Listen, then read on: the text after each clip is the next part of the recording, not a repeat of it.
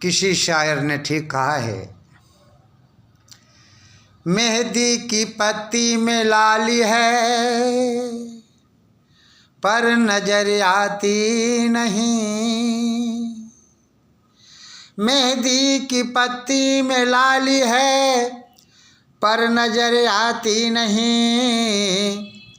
है हवा आकाश में पर वो दिखलाती नहीं।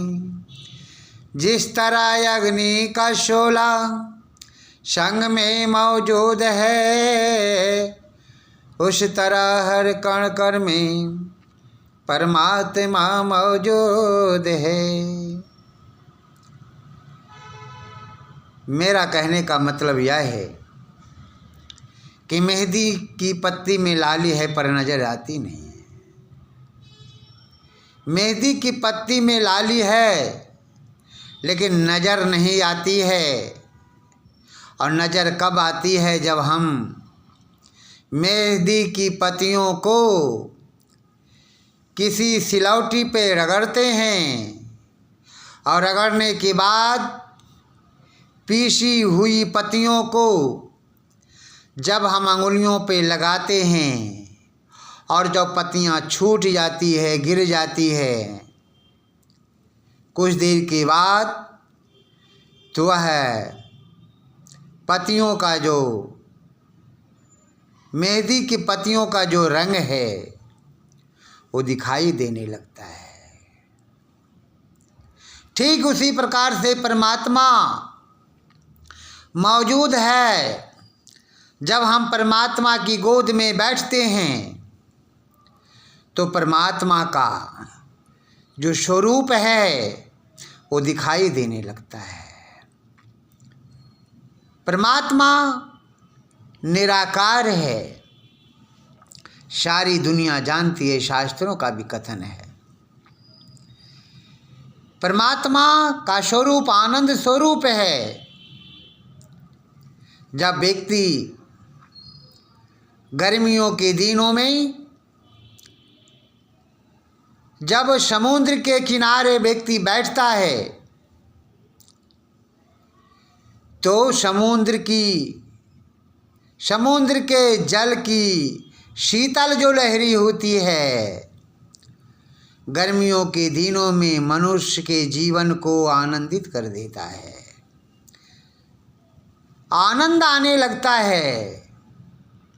लेकिन यदि कोई व्यक्ति पूछे कि क्या वह आनंद दिखाई दे रहा है, लहरी दिखाई दे रही है, उत्तर मिलेगा नहीं।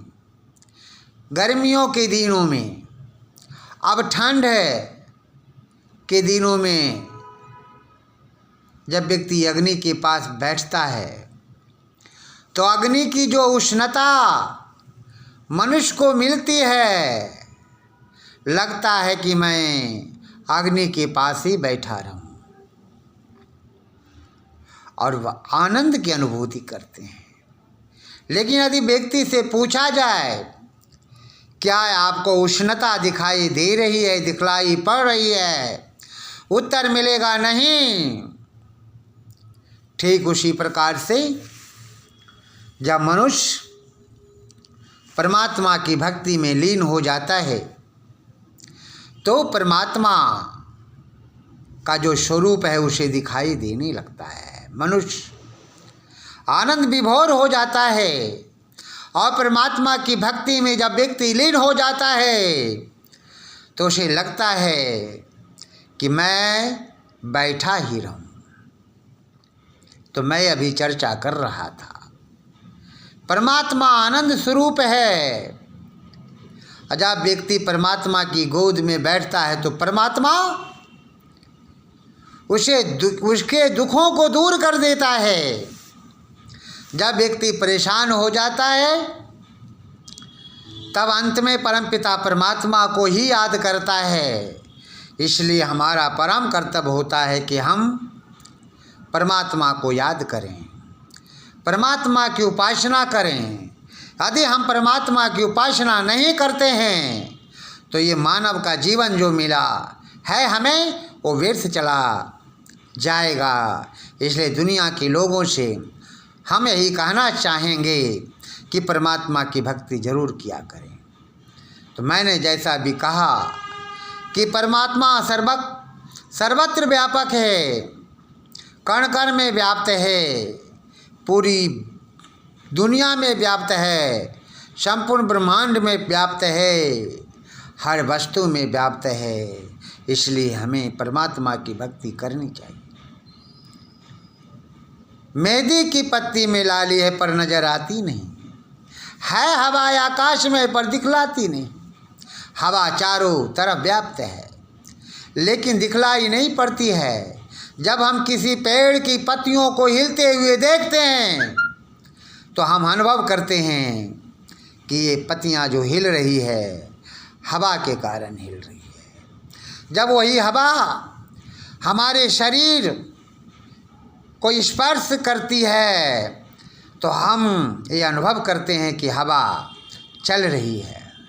अगर ये गर्म हवा या जी गर्म हवा शरीर को छूती है, स्पर्श करती है तो हम जान लेते हैं कि गर्म हवा है। जब ठंडी वाली हवा चलती है, शरीर को स्पर्श करती है तो हम जान जाते हैं कि ठंडी हवा है। तो ठंडी हवा से हम बचते हैं। तो है हवा आकाश में पर वो दिखलाती नहीं।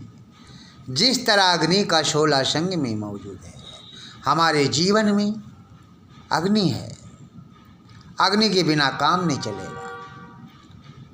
उस तरह हर कण कण में परमात्मा मौजूद है। वो दुनिया के लोगों ठीक उसी प्रकार से परमात्मा हर जगह मौजूद है। जो मनुष्य परमपिता परमात्मा को नहीं मानता है, समझो उसके जैसा मूर्ख संसार में कोई नहीं हो सकता है।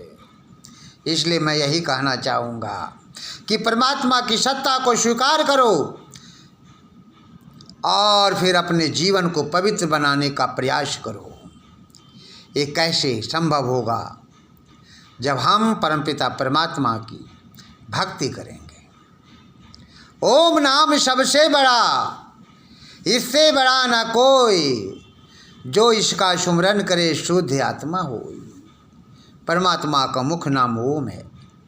जो ओम की उपासना करता है, ओम की भक्ति करता है, उसका जीवन महान बन जाता है। और जिसने भी परमात्मा की भक्ति किया है उसका जीवन महान बन गया। इसलिए